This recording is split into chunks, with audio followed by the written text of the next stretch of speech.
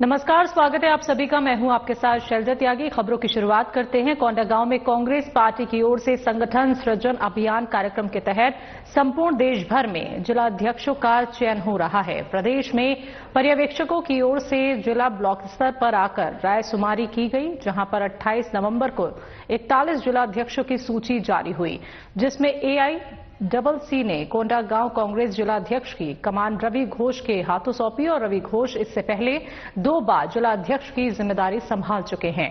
जिलाध्यक्ष के रूप में रवि घोष की ये तीसरी पारी होगी, तो मोहन मरकाम के PCC अध्यक्ष कार्यकाल में प्रदेश के प्रभारी महामंत्री की जिम्मेदारी का निर्वहन करते हुए दीपक बैज के वर्तमान कार्यकाल में प्रदेश महामंत्री के रूप में जिम्मेदारी का निर्वहन कर रही हैं।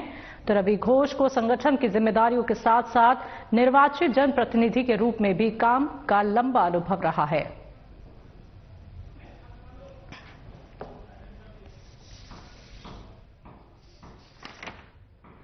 तो आपको बता दें कि कोंडागांव में कांग्रेस पार्टी की ओर से संगठन सृजन अभियान कार्यक्रम के तहत संपूर्ण देश भर में जिलाध्यक्षों का चयन हो रहा है। तो कांग्रेस जिलाध्यक्ष की कमान संभालेंगे रवि घोष, ये भी आपको बताते चले। और साथ ही साथ रवि घोष कोंडागांव जिला कांग्रेस की कमान संभालते हुए यहां नजर आएंगे। तो रवि घोष इससे पहले 2 बार जिलाध्यक्ष की जिम्मेदारी संभाल चुके हैं और एक बार फिर उन्हें ये जिम्मेदारी दी जा रही है, एक महत्वपूर्ण जिम्मेदारी।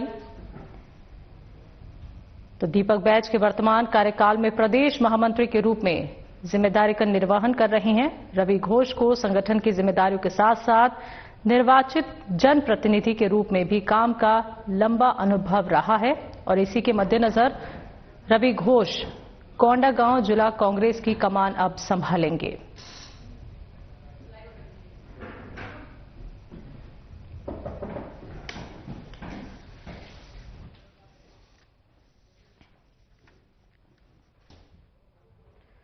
कोंडागांव में उपस्थित छात्र छात्राओं, शिक्षकों, जनप्रतिनिधियों और ग्रामीणों को साइबर अपराध के साथ साथ महिला अपराध, यातायात के नियम, नई आपराधिक कानून और नशा मुक्ति के संबंध में विस्तृत जानकारी दी गई।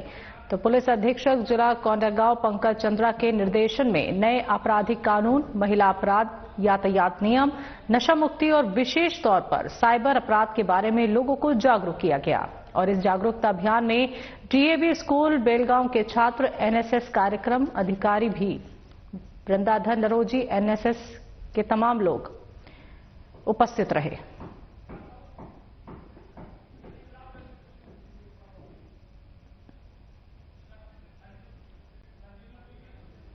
तो आपको बता दें, बालोद में राष्ट्रीय न्यूथाई खेल में छत्तीसगढ़ ने एक और ऐतिहासिक उपलब्धि हासिल की है, जहां दंतेवाड़ा में पदस्थ कोच टिकेश्वरी साहू को यूनाइटेड म्यूथाई एसोसिएशन इंडिया की कार्यकारिणी और आम सभा की बैठक में देश की एकमात्र महिला नेशनल कोच के रूप में चुना गया। तो प्रेस क्लब ऑफ इंडिया नई दिल्ली में हुई बैठक में 7 सदस्यीय कोच पैनल घोषित किए गए, जिसमें टिकेश्वरी साहू देश की एकमात्र महिला सदस्य बनी। तो टिकेश्वरी देश, आपको बता दें कि नेशनल कोच का दर्जा भी प्राप्त हुआ और अब वो भविष्य के सभी अंतर्राष्ट्रीय प्रतियोगिताओं में भारत का प्रतिनिधित्व करेंगी।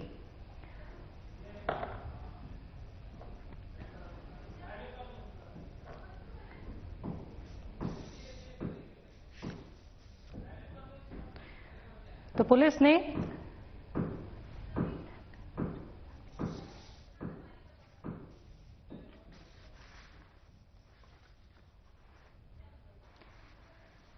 तो बालोद में राष्ट्रीय म्यूथाई खेल में छत्तीसगढ़ ने एक और ऐतिहासिक उपलब्धि हासिल कर ली है, जहां दंतेवाड़ा में पदस्थ कोच टिकेश्वरी साहू को यूनाइटेड म्यूथाई एसोसिएशन इंडिया की कार्यकारिणी और आम सभा की बैठक में देश की एकमात्र महिला नेशनल कोच के रूप में चुना गया है।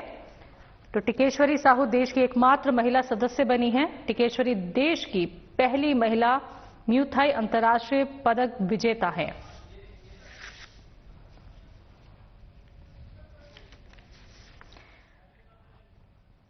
तो टिकेश्वरी देश की पहली महिला म्यूथाई अंतर्राष्ट्रीय पदक विजेता तो हैं ही, साथ ही साथ जिन्हें नेशनल कोच का दर्जा प्राप्त हुआ और अब वो भविष्य के सभी अंतर्राष्ट्रीय प्रतियोगिताओं में भारत का प्रतिनिधित्व करेंगी। तो बालोद में राष्ट्रीय म्यूथाई खेल में छत्तीसगढ़ ने एक और ऐतिहासिक उपलब्धि यहां हासिल की है। प्रेस क्लब ऑफ इंडिया नई दिल्ली में हुई बैठक में 7 सदस्यीय कोच पैनल में ये घोषणा की गई, जिसमें टिकेश्वरी साहू देश की एकमात्र महिला सदस्य बनी हैं।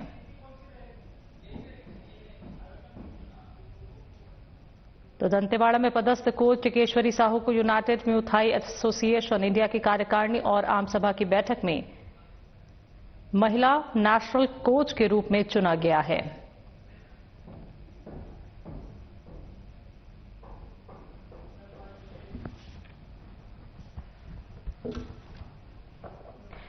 दक्षिण बस्तर में माओवादी हिंसा को कमजोर करने के लिए चलाए जा रहे पूना मारो गेम पुनर्वास से पुनर्जीवन अभियान ने एक बार फिर बड़ी सफलता हासिल की है।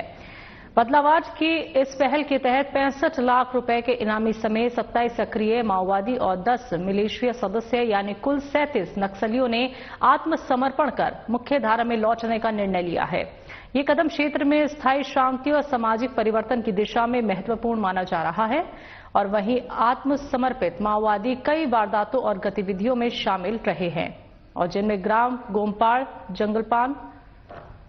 तो 2019 और 2020 के टीसीओसी अभियान के दौरान पुलिस पार्टी पर हमले और फायरिंग और आईईडी लगाने और जवानों की मूवमेंट की रेखी सामने आई थी और साथ ही स्थानीय ग्रामीणों को माओवादी गतिविधियों में शामिल करने का दबाव और बैठकें आयोजित करने, पोस्टर बैनर लगाने और संगठन को सामग्री उपलब्ध कराने की जिम्मेदारी पुलिस ने ये भी बताया कि सभी माओवादियों ने हिंसा और भय के माहौल से निकलकर समाज की मुख्यधारा में जुड़ने की इच्छा जताई है। तो आत्मसमर्पण करने वालों को शासन की पुनर्वास नीति के तहत सभी योजनाओं का लाभ उपलब्ध कराया जाएगा और वहीं जिला पुलिस का कहना है कि लगातार मिल रही सफलता इस बात का संकेत है कि अब माओवादी विचारधारा अपनाकर सही राह पे चलना चाहते हैं और दक्षिण बस्तर में शांति स्थापित करने की दिशा में बड़ी प्रगति हो रही है।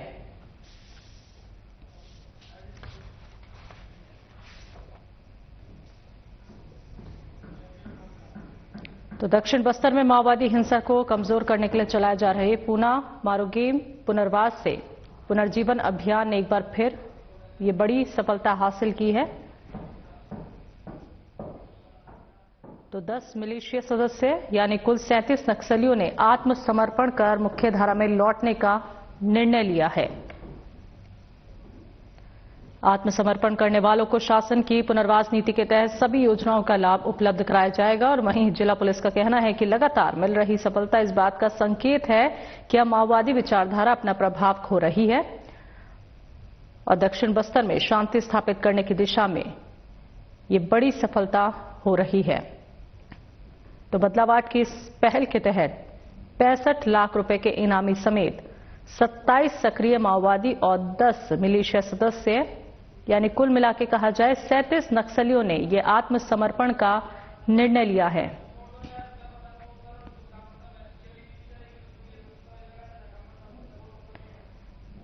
तो 2019 और 2020 के टीसीओसी अभियान के दौरान पुलिस पार्टी पर हमले और फायरिंग और आईईडी लगाने और जवानों की मूवमेंट की रेखी सामने आई थी और साथ ही स्थानीय ग्रामीणों को माओवादी गतिविधियों में शामिल करने का दबाव और बैठकें आयोजित करने, पोस्टर बैनर लगाने और संगठन को सामग्री उपलब्ध कराने की जिम्मेदारी थी। तो जिम्मेदारी में पुलिस ने आगे ये भी बताया कि माओवादियों ने हिंसा और भय के माहौल से निकलकर समाज की मुख्यधारा में जुड़ने की इच्छा जताई है।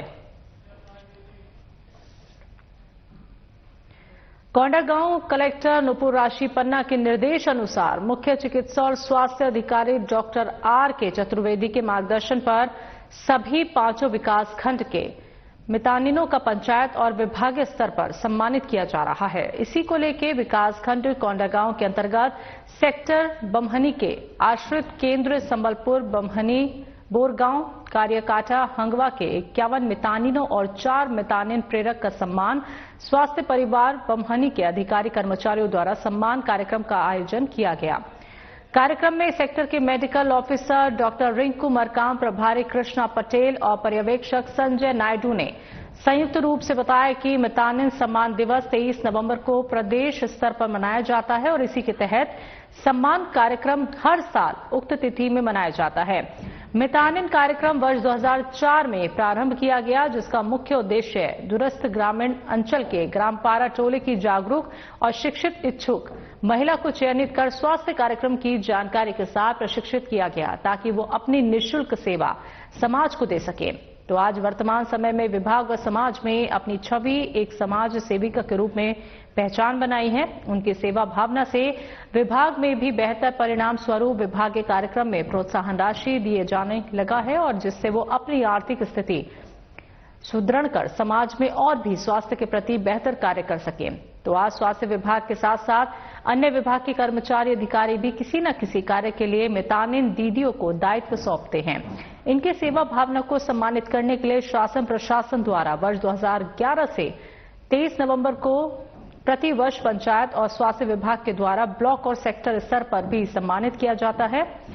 तो मितानिन दीदियों द्वारा अपने एरिया के ग्राम टोले में 200 से 250 जनसंख्या के परिवार को जन्म से मृत्यु तक समय की सेवा संबंधित केंद्र के कर्मचारी के साथ सामंजस्य करके काम करती हैं।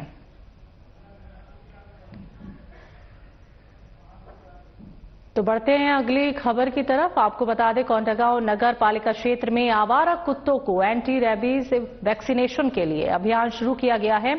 अभियान के तहत नगर पालिका और पशु चिकित्सा विभाग की संयुक्त टीम द्वारा शहर के कई वार्डों में आवारा कुत्तों को सुरक्षित तरीके से पकड़कर एंटी रेबीज वैक्सीन लगाया जा रहा है। तो मुख्य नगर पालिका अधिकारी दिनेश डे ने बताया कि यह अभियान नागरिकों की सुरक्षा सुनिश्चित करने और पशु जनित संक्रमणों की रोकथाम के उद्देश्य से संचालित किया जा रहा है। यह अभियान अभी लगातार जारी रहेगा।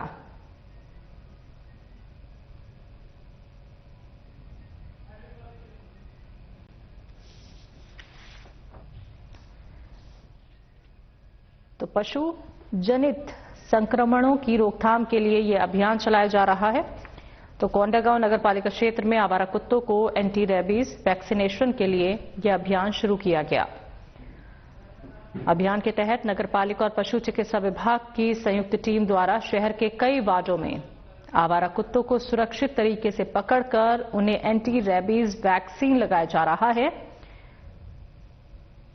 तो मुख्य नगर पालिका अधिकारी दिनेश डे ने ये कहा है कि अभियान नागरिकों की सुरक्षा सुनिश्चित करने और पशु जनित संक्रमणों की रोकथाम के उद्देश्य से शुरू किया गया है और लगातार ये अभियान जारी भी रहेगा। ये कहना है मुख्य नगर पालिका अधिकारी दिनेश डे का।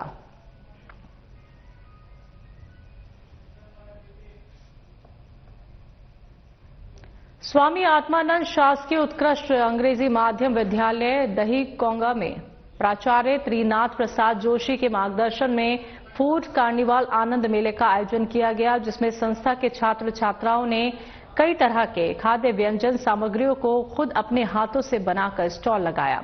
संस्था के शिक्षक शिक्षिकाओं को छात्र छात्राओं के 14 स्टॉल का प्रभारी बनाकर अलग अलग तरह के खाने वाले रोचक खाद्य सामग्री बनाई गई थी।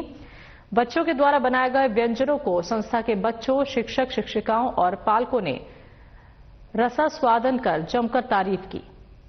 14 स्टॉल में बनाए गए व्यंजनों से बच्चों ने लगभग 25,870 रुपए का कारोबार किया। इस कार्निवाल की विशेषता ये थी कि यहां पर सामग्रियों का विक्रय नगद कैश के माध्यम से न करते हुए 5, 10 और 20 रुपए के कूपन के माध्यम से किया गया। संस्था द्वारा कूपन वितरण के लिए कैश काउंटर बनाए गए थे, जहां सभी खरीदार कैश को कूपन में ट्रांसफर कर खरीदारी कर रहे थे। तो फूड कार्निवाल आनंद मेले के दौरान स्कूल के छात्र छात्राओं द्वारा सांस्कृतिक कार्यक्रम की प्रस्तुति दी गई और आखिर में सभी विक्रेता अपने अपने कूपन को जमा कर कैश प्राप्त किए गए।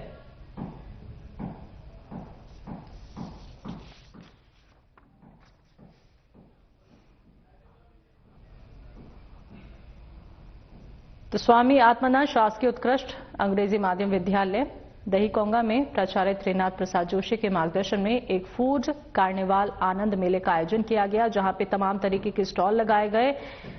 तो ये 14 स्टॉल का प्रभारी बनाकर अलग अलग तरह के व्यंजन बनाए गए थे, रोचक खाद्य सामग्री बनाई गई थी। तो संस्था द्वारा कूपन वितरण के लिए कैश काउंटर भी बनाए गए थे। कोंडागांव अखिल भारतीय पूर्व सैनिक सेवा परिषद कोंडागांव के द्वारा विकास नगर स्टेडियम में स्वच्छता अभियान चलाया गया। कोंडागांव नगर को स्वच्छ और सुंदर बनाने के लिए अखिल भारतीय पूर्व सैनिक सेवा परिषद कोंडागांव के द्वारा प्रत्येक रविवार को स्वच्छता अभियान चलाया जाता है। मुख्य नगर पालिका अधिकारी दिनेश डे के मार्गदर्शन में पूर्व सैनिकों और निःशुल्क सैन्य प्रशिक्षण ले रहे युवक युवतियों के द्वारा विकास नगर स्टेडियम में अंदर और बाहर झाड़ू मारकर साफ सफाई की जाती है और जंगली घासों को काटा जाता है। इसके बाद स्वच्छता मिशन में मेरी भागीदारी, मेरा शहर, मेरी जिम्मेदारी, स्वच्छ भारत, सुंदर भारत और स्वच्छ कोंडागांव, सुंदर कोंडागांव के नारे लगाए गए। इस अवसर पर अखिल भारतीय पूर्व सैनिक सेवा परिषद कोंडागांव के संरक्षक और बस्तर संभाग प्रभारी सुब्रत साहा, कोषाध्यक्ष सोमेश्वर भारती और निःशुल्क सैन्य प्रशिक्षण लेने वाले 90 युवक और युवतियां मौजूद रहे।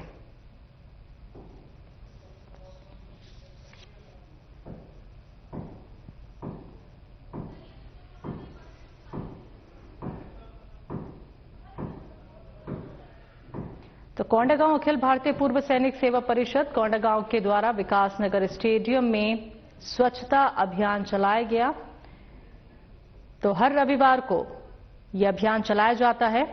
मुख्य नगर पालिका अधिकारी दिनेश डे के मार्गदर्शन में पूर्व सैनिकों और निःशुल्क सैन्य प्रशिक्षण ले रहे युवक और युवतियों के द्वारा विकास नगर स्टेडियम को हर तरफ से साफ किया जाता है, घासों को काटा जाता है और इसके बाद नारे लगाए जाते हैं। स्वच्छता मिशन में मेरी भागीदारी, मेरा शहर, मेरी जिम्मेदारी, स्वच्छ भारत, सुंदर भारत और स्वच्छ कोंडागांव जैसे नारे भी लगाए जाते हैं। तो इस अवसर पर अखिल भारतीय पूर्व सैनिक सेवा परिषद कोंडागांव के संरक्षक और बस्तर संभाग प्रभारी सुब्रत साहा, कोषाध्यक्ष सोमेश्वर भारती और निःशुल्क सैन्य प्रशिक्षण लेने वाले 90 युवक और युवतियां यहां उपस्थित रहे। तो विकास नगर स्टेडियम में यह स्वच्छता अभियान हर रविवार को चलाया जाता है और तमाम लोग यहां पे शिरकत करते हैं और इस बार भी 90 युवक और युवतियां यहां पे मौजूद रहे जिन्होंने पूरे स्टेडियम की साफ सफाई की।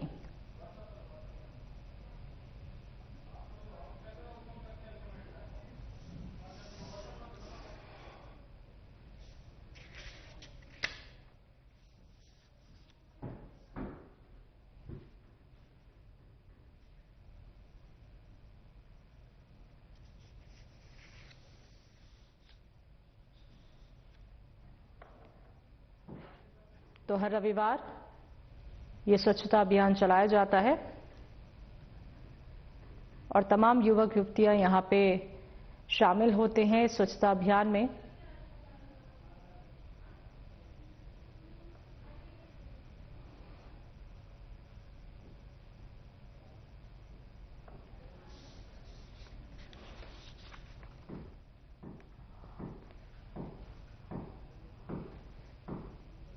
तो स्वच्छता मिशन में मेरी भागीदारी, मेरा शहर, मेरी जिम्मेदारी, स्वच्छ भारत, सुंदर भारत और स्वच्छ कोंडागांव, सुंदर कोंडागांव के नारे लगाने के साथ साथ ये अभियान हर रविवार को चलता है। छत्तीसगढ़ राजभाषा आयोग द्वारा महंत सर्वेश्वर दास सभागार में आयोजित छत्तीसगढ़ी राजभाषा दिवस कार्यक्रम में उत्तर विधानसभा क्षेत्र के लोकप्रिय विधायक पुरंदर मिश्रा ने शामिल होकर छत्तीसगढ़ी भाषा, संस्कृति और लोक परंपरा के सम्मान की दिशा में महत्वपूर्ण संदेश दिया। कार्यक्रम के शुभारंभ में मंत्री राजेश अग्रवाल के साथ दीप प्रज्वलन कर भाषाई गौरव के इस समारोह की शुरुआत की गई। इस अवसर पर बड़ी संख्या में साहित्यकार, भाषा विशेषज्ञ, शोधकर्ता और नागरिक उपस्थित रहे। विधायक मिश्रा ने कहा कि छत्तीसगढ़ी भाषा छत्तीसगढ़ की आत्मा है और इसे 8वीं अनुसूची में शामिल कर राष्ट्रीय स्तर पर उचित स्थान दिलाना राज्यवासियों का गौरव होगा। उन्होंने नागरिकों के छत्तीसगढ़ी को व्यवहार, साहित्य, शिक्षा और सांस्कृतिक गतिविधियों में और अधिक अपनाने का आग्रह किया। कार्यक्रम में छत्तीसगढ़ के प्रख्यात कवियों, लेखकों और साहित्यकारों की पुस्तकों का विमोचन और सम्मान भी किया गया। तो मिश्रा जी ने साहित्यकारों को छत्तीसगढ़ी भाषा के संवर्धन के लिए प्रेरित करते हुए कहा कि साहित्य ही संस्कृति को जीवन देता है।